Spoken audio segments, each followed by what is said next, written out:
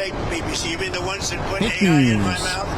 The ones that gave me, had me saying a statement that they now admit was not true? That the ones that put terrible words in my mouth and then had to admit that it was fake? The ones that are being sued now for $5 billion and don't know what to do? You with BBC? They're another fake outfit, yeah. But let's be real. If there's a big dog at any table, it's President Donald Trump. And no, let's be honest with ourselves. You might not like him, but you have to agree he is crazy and nobody wants to mess with him. And when you say that Donald Trump is always the big dog in the room, right? So the Chinese government has basically said that the Iran war is an illegal war. Xi himself, she is in a place to talk about legalities. Has said that it violates the rule of law, and it is probably. Can you let me finish? Or do you have a problem with talking about people talking? Or let's just let him finish. Press gaggle on Air Force One. CNN is having a complete meltdown over Trump's appearance with Xi Jinping in China. Let's get into this video. You're gonna love it. Are you able to confirm yet that it was a U.S. missile? Who you with? BBC for the radio. Fake BBC. You mean the ones that put AI in my mouth? The ones that gave me, had me saying a statement that they now admit was not true? That the ones that put terrible words in my mouth and then had to admit that it was fake? The ones that are being sued now for $5 billion and don't know what to do? You with BBC? They're another fake outfit, yeah. Holy crap, dude. President Trump's got no chill. And I love every second of it. Do you think President Xi is a dictator or not? I don't think about it. He's the ruler. He's the president of China. I don't think about it. You deal with what you have. I respect him. He's very smart. He loves his country. I respect him. Whether he's a dictator, that's for you to figure out. Yeah. Did you see Secretary Rubio in the briefing room the other day, and what did you think? Are you talking about his outfit? That's it. I thought he looked very good in the outfit. I don't know if I'd do it, but I thought he looked very good. I think he's outstanding. I thought he was great. I mean, I saw every word of it. I thought he was... So Marco Rubio actually dressed like the president of Venezuela when he got captured. That's not AI. That's confirmed now to be real, which is, I mean, how do you match that level of trolling? I terminated that deal.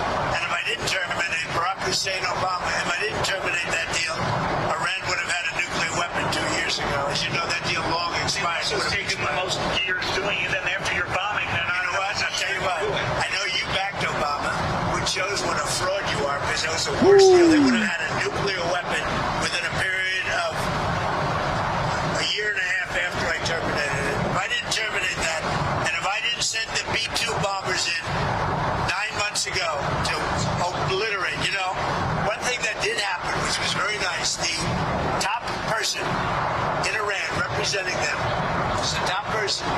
He said, I'm the only one, meaning the United States is the only one, along with possibly China, that would be able to get the nuclear dust out of that disaster that we created with the B-2 bomb. Are you willing to do that? And why do you call at the right time,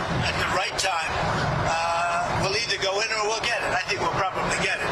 But if we don't get it, we'll go in. But you're willing to mount the operation? No, I think they'll be totally defeated, and we won't have any risk. Yeah. We have the equipment to take it out. Nobody else does. China might have the equipment. They said you're the only one.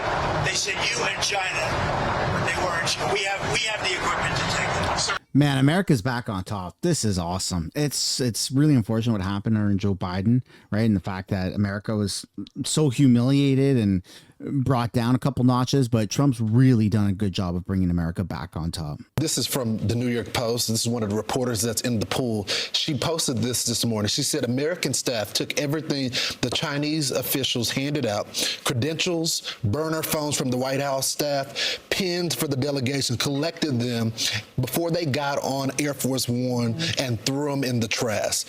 Nothing from China was allowed on the plane and were taken off shortly. Yep. So that's the Americans saying, we understand the threat of China. We're going to try to play nice, try to get something done publicly, but privately, we're going to deal with what we know to be true. That is actually, you're right, because I mean, that's kind of on par with other countries, right? Like even Canada that recently went to China within the last month or two, the entire Canadian delegation brought burner phones, and it was like a big sting. Like, what? Come on, you're trying to do trade deals with China and you're bringing burner phones, but now the most powerful nation in the entire world, the superpower of the world's police, Trump and the Trump administration in America, they did the same thing. So it goes to show that you could be friendly with China, but friendly doesn't mean being best friends. It means being friendly.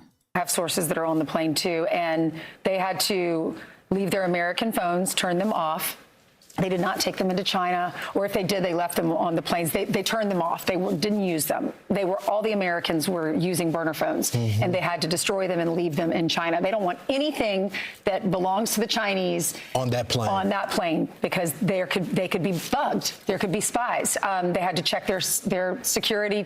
The security was so tight, apparently, at the hotels and in their rooms, and they did do all the sweeps before the Americans went over there, especially the president's room. I mean, I can imagine that must have been. And I wonder if they found anything too, and if we would even hear about it. But yeah, that was one of the biggest shows of force by China and by America that we're going to see, that we have seen in quite some time. It seems good, though. Seems like it was a pretty favorable outcome. Trump went on his turf in his country and sat at his place with the very warm greeting, I might add. And I really didn't expect things to go this way, but I believe that she is just using the theatrics to make him look good in front of the Chinese media. But let's be real. If there's a big dog at any table, it's President Donald Trump. And no, let's be honest with ourselves. You might not like him, but you have to agree he is crazy and nobody wants to mess with him. And in a world full of crazy. Dude, CNN is laughing at the fact that she's calling the sitting president of the United States a big dog. I mean, technically that would go for any American president. I disagree with pretty much everything that Joe Biden did. He wasn't very respected by Americans or by people around the world. I mean, technically, objectively, he was a big dog, right? He's got the entire power of the U.S. military industrial complex, all departments at his fingertips. He's the president of the freaking United States. So yeah, I mean, the president of the United States will always hopefully carry the weight that it does, if not even more power as time goes on. American imperialism is truly the only way that we stay out of Chinese imperialism. Mess with him. And in a world full of crazies, you might just have to no, of course. First of all, our military capabilities has just been proven with Iran. We've interjected arguably in too many wars, and if there's one person who really is not in a place to be making demands, it's President Xi. So that's why I just believe it's all words. He's not going to do anything. I agree with the U.S.'s stance on the ambiguity when it comes to Taiwan. I also feel that they're choosing that way because I don't believe they actually think she will do anything. So why create unnecessary tension for no reason? So I think it's important to keep an eye on Xi, on China with Taiwan, but I feel like that could lead to almost a world war, having China move in on Taiwan. The semiconductors are currently running the entire world with the rise of AI and the dependency and stuff like that. So I don't know if China would do something like that, because you would have, I mean, all of NATO would get involved. It would turn in and escalate into a world war. It wouldn't be like the war between Russia and Ukraine, where the world's like, oh man, we feel bad for Ukraine. We're just going to send you money though. We're not actually going to get like directly involved, but we'll indirectly get involved through donations and like a GoFundMe. No, Taiwan is a little bit different because the world somewhat depends on Taiwan remaining as Taiwan. If China took full control of that, that would just be catastrophic. But I don't think that's going to happen, because there would be an immense backlash, so many unnecessary deaths, and it's not even guaranteed that China would win. America could very well interrupt China's invasion if they did something like that. So yeah, America's got to stay on top, baby. His own behavior has endangered Taiwan. Donald Trump has bombed 10 countries in 1 year. 8 of those 10 have fewer than 100 million population. 7 of that 8, less than 50%. He's picking on small players. What does that message send to other big, powerful countries about other countries that they may want to invade? Exactly. What does it say to Russia about Ukraine? Why are you talking about all the ceasefires I'm that just Trump saying. negotiated? You're focusing on when you start the war and then you stop You it didn't and start call Russia, Ukraine. call that a problem. Gaza. Wait. Excuse me. None of these wars started under Donald Trump. Besides the 10 bombings started under Donald Trump. Obama dropped the bomb every 27 minutes. On 10 countries? Hold on a second. Emily, You don't know Emily, the answer to that just a question. second. That's what the problem is. Dude, that black dude from CNN is just off his rocker. Trying to blame President Trump for wars that were going on before he was even president or in between when Joe Biden was president, stuff like that. I mean, it's just crazy. What the hell are you talking about? None of these wars are Trump's fault. He's trying to literally stop them. He's trying to prevent another world war from happening. And this entitled jackass is sitting here on national television going, oh, it's all Trump's fault. Shut the hell up. This is why you've got so many people that are so stupid around the world, is because they listen to programming like this. There's no critical thinking. It's manipulative. It's pandering to the mentally ill to speak like this. So when you say that Donald Trump is always the big dog in the room, right? So the Chinese government has basically said that the Iran war is an illegal war. Xi himself she is in a place to talk about Xi himself legalities. has said that it violates the rule of law, and it is probably. do you realize Can you let me finish, or do you have a problem with talking while people talking? Or Let's just let him finish, and then you can respond. He's also said that it risks making this the international order into a law, rule of the jungle. That was his phrase. The Pope didn't say anything like that, right? But he had all the smoke for the Pope, but he has none for Xi Jinping. He's still trying to make him his friend.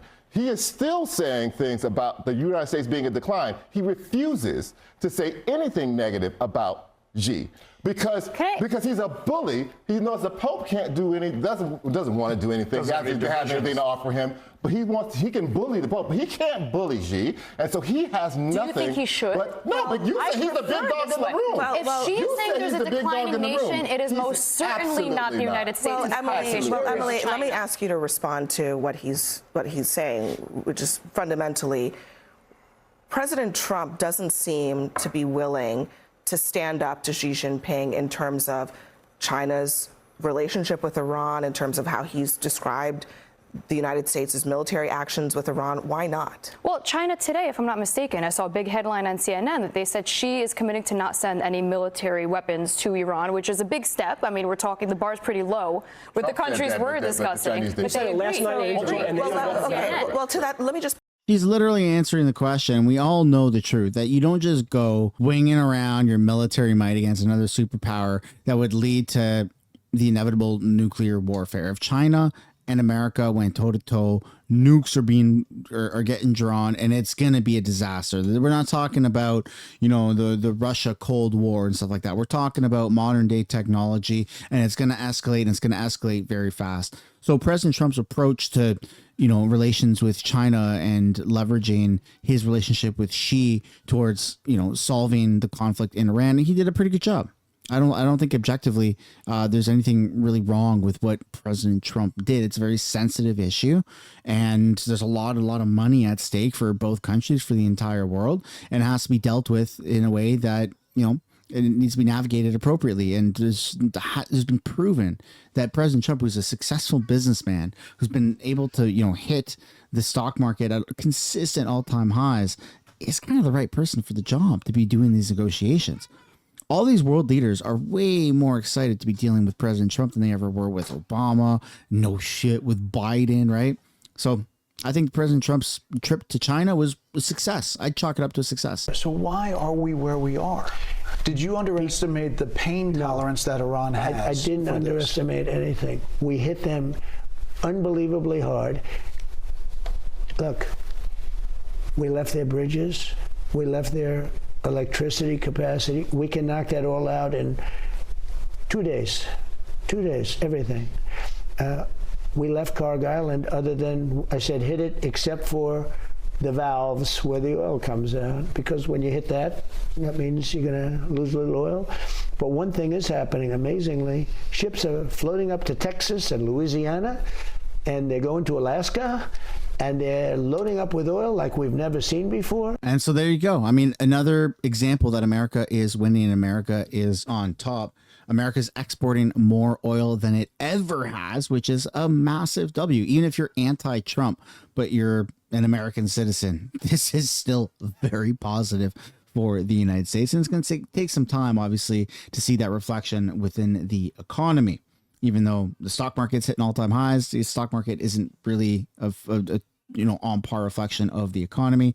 Gas prices and things like that, and the price of McDonald's is more accurate of a reflection. So we're gonna have to see how this plays out. But I want to pass the question off to you. How do you feel about the trip to China? Was it good? Was it bad? Let me know your guys' thoughts down below. Thanks for watching. Hit the like, subscribe. See you later. Bye bye.